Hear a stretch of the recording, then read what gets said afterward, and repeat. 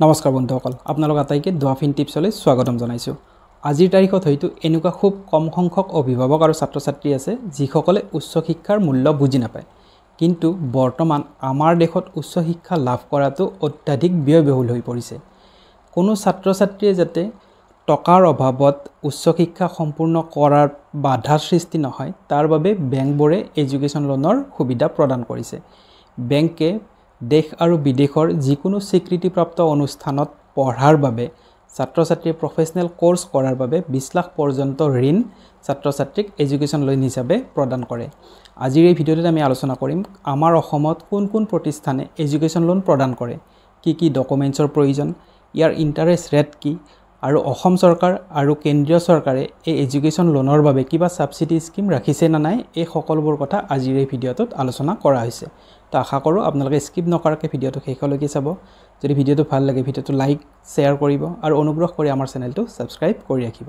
তেনেহ'লে বলক দেৰি নকৰি আৰম্ভ কৰোঁ আজিৰ এই ইম্পৰ্টেণ্ট ভিডিঅ'টো।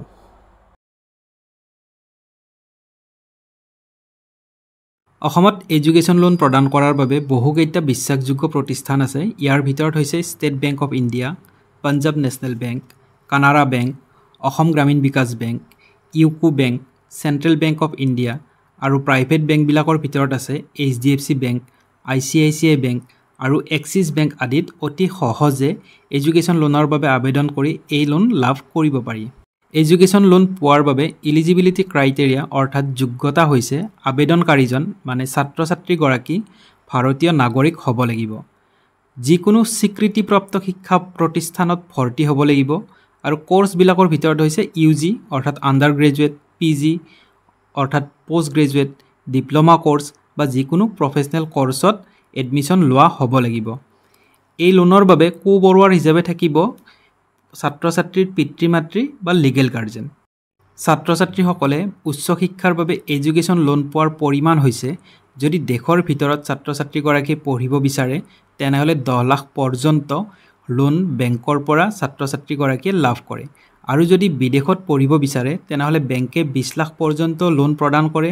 তাৰ উপৰিও কিছুমান বেংকে কোৰ্স আৰু প্ৰতিষ্ঠান অনুসৰি 20 লাখতকৈ অধিক ঋণ ছাত্ৰ-ছাত্ৰীক প্ৰদান কৰিব পাৰে। এডুকেশ্যন লোনৰ ইণ্টাৰেষ্ট ৰেট বৰ্তমান অসমত হৈছে 8.5% পৰা 11.5% পৰ্যন্ত, কিন্তু ছাত্ৰীসকলৰ বাবে আৰু নিৰ্দিষ্ট কিছুমান স্কিমত 0.5% পৰ্যন্ত ইণ্টাৰেষ্টৰ ওপৰত ছাত্ৰীসকলক ৰেহাই প্ৰদান কৰে।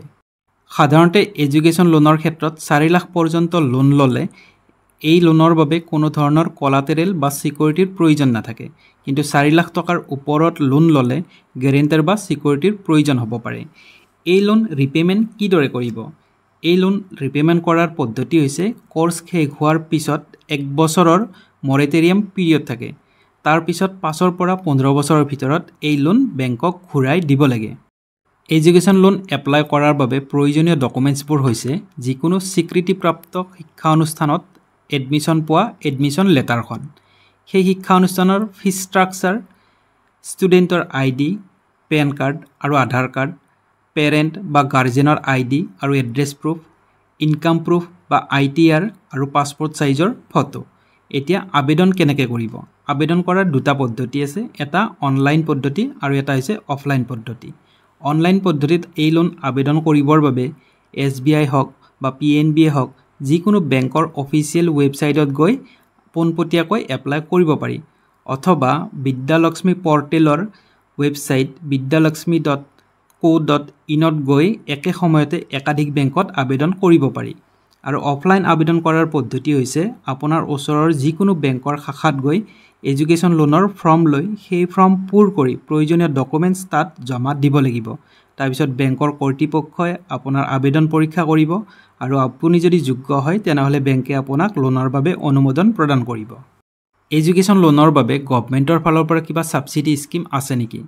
হয়, নিশ্চয় আছে। অসম গভৰ্ণমেণ্টৰো আছে আৰু চেণ্ট্ৰেল গভৰ্ণমেণ্টৰো আছে।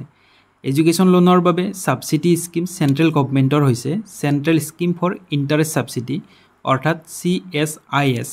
এই আঁচনিৰ অধীনত এগৰাকী ছাত্ৰ বা ছাত্ৰীৰ পৰিয়ালৰ বাৰ্ষিক আয় যদি বছৰি 4.5 লাখ টকাৰ তলত হয় তেনেহ'লে শিক্ষাৰ সময়ত দিয়া ইণ্টাৰেষ্ট মাফ পোৱা যায়।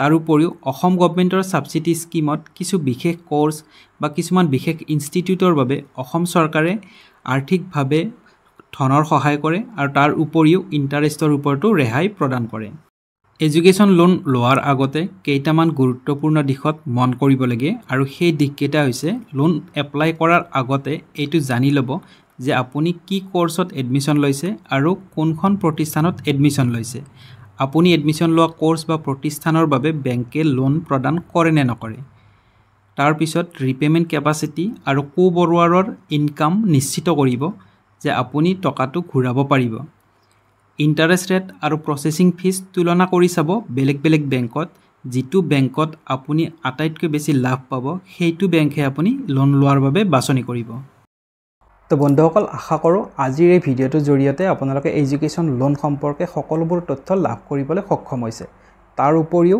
কেন্দ্ৰীয় চৰকাৰ আৰু আমাৰ ৰাজ্য চৰকাৰে কি সাবসিডি আঁচনি ৰাখিছে সেইখিনি বুজিবলৈ আপোনালোকে সক্ষম হৈছে যদি ভিডিঅ'টো আপোনালোকৰ বাবে উপকাৰী যেন লাগিছে ভিডিঅ'টো লাইক কৰিব শ্বেয়াৰ কৰিব আৰু অনুগ্ৰহ কৰি আমাৰ চেনেলটো সাবস্ক্ৰাইব কৰি ৰাখিব তেনেহলে লগ পাম পৰৱৰ্তী ভিডিঅ'ত তেতিয়ালৈকে আপোনালোক আটাইকে জনাইছো বিদায়